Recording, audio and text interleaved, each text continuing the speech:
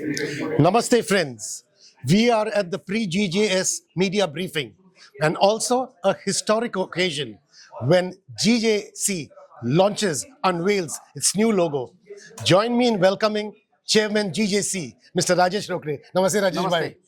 आज बहुत ही शुभ अवसर है, unveiling of the new logo. इस लोगो की अहमियत, सिग्निफिकेंस बताइए.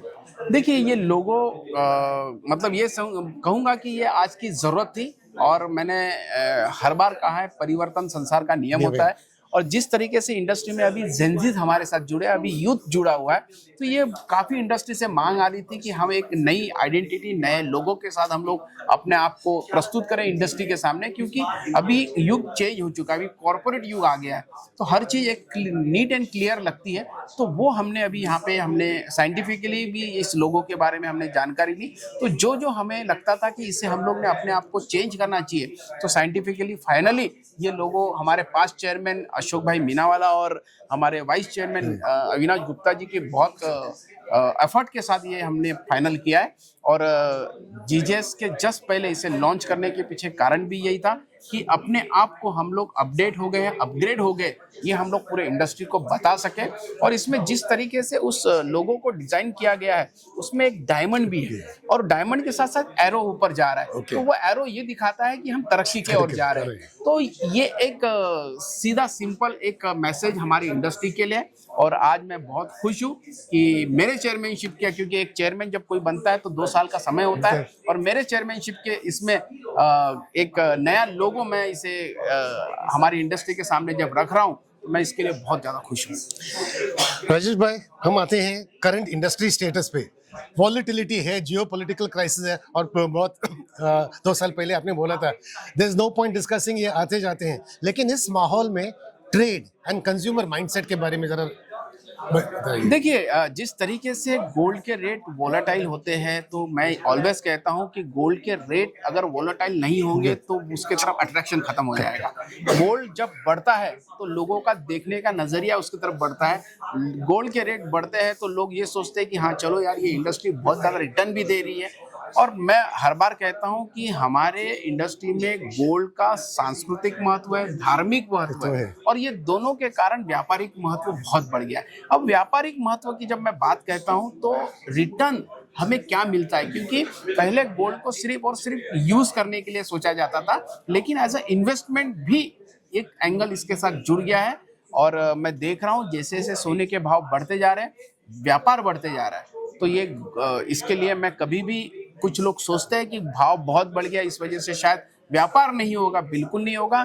जिस देश में 140 करोड़ से ज़्यादा अगर पॉपुलेशन है, यहाँ रोज हैप्पी बर्थडे होने वाला है, यहाँ रोज शादियाँ होने वाली है, यहाँ रोज कुछ ना कुछ किसी न किसी के सगाइयाँ होने वाली है. तो ये एक बहुत ही बढ़िया कल्चरल इवेंट्स किसी किसी के होते हैं. तो ये बहुत ही बड़ा देश है, बहुत ही अलग अलग सांस्कृतिक लोगों के प्रोग्राम्स होते हैं. इस वजह से सेल में हमें लगता नहीं कि किसी प्रकार की कमी. उल्टा जब से गोल्ड के रेट बढ़ने लगे तो जेनजीज का भी इसके तरफ अट्रैक्शन बढ़ा है. और जिस तरीके से जेनजीज अभी इस गोल्ड इंडस्ट्री की तरफ अट्रैक्ट हुए, मुझे लगता है इसका एक सुनहरा भविष्य अभी शुरुआत हुआ है, एक न्यू एरा है. और जिस तरीके से अभी हम लोग ने ये शो को प्लान किया, इस शो के माध्यम से हम लोग नए डिजाइन्स, क्योंकि मैं मानता हूं कि पहले लोग सोना खरीदते थे, लेकिन अब सोने के साथ साथ डिजाइन्स खरीदी जाती है.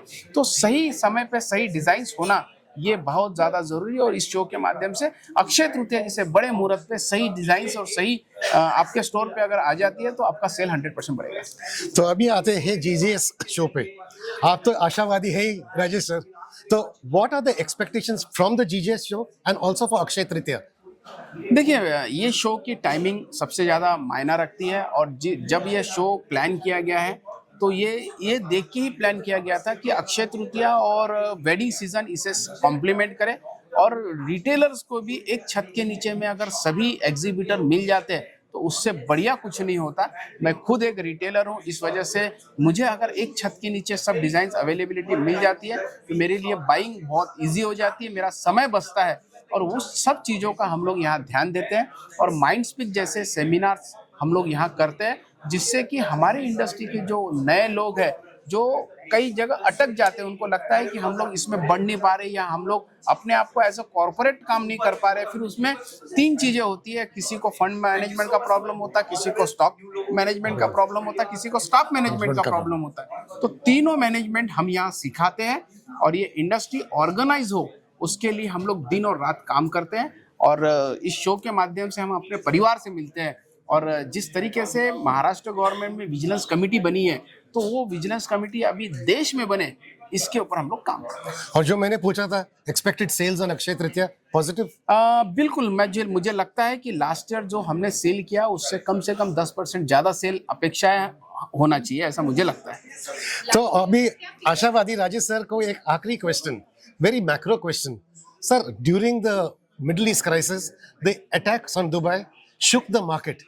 भविष्य में can India take the place of Dubai as a real gold hub? 100% I am expecting same thing because see, जिस तरीके से हमारे प्रधानमंत्री पहले भी बोल चुके हैं कि भारत एक पर्यटक देश है और जिस तरीके से दुबई का एक पर्यटन जो मेन सॉइल है, Correct. और वो चीज अगर शिफ्ट होके भारत के तरफ आता है तो इससे बढ़िया कुछ नहीं है। हमने हमारे तरफ से बहुत सारे रिकमेंडेशन गवर्नमेंट के पास भेज दिए, जैसे कि जीएसटी का रिफंड होना, ये भी बिजनेस को बढ़ाता है। क्योंकि आज के तारीख में पूरे दुनिया में जितने भी एनआरआईज है वो दुबई में बाइंग करके इंडिया में आते हैं। अगर उनको जीएसटी का रिफंड अगर इंडिया में मिल जाता है तो शायद फॉरेन बायर्स जो है वो इंडिया में शादी करते हैं तो यहाँ पे भी ज्वेलरी खरीदेंगे, तो इससे सेल बढ़ेगा। तो ये एक बहुत ही अच्छा संकेत है और इस आपदा को अवसर में बदलने में हमारे प्रधानमंत्री जी बहुत माहिर है। मुझे लगता है इसे एज अ अपॉर्चुनिटी लेकर एक जिसे दुबई को एक वर्ल्ड का गेटवे माना जाता है, वैसा गेटवे अगर भारत हो जाता है, उसके लिए already as a GJC we are हम जीजीपीसी के साथ मिलकर हमारी बातचीत भी हुई सब्जेक्ट पे। तो हम लोग एक दूसरे के साथ हाथ मिलाकर हम गवर्नमेंट के पास ऐसा कोई प्लान कर रहे हैं कि इसे एक हब बनाया जाए जिससे कि यहाँ का व्यापार बढ़े। On that optimistic and positive note, thank you Rajesh bhai. From all of us at Jewel Buzz to you and your team at GJC, all the very best. Thank you.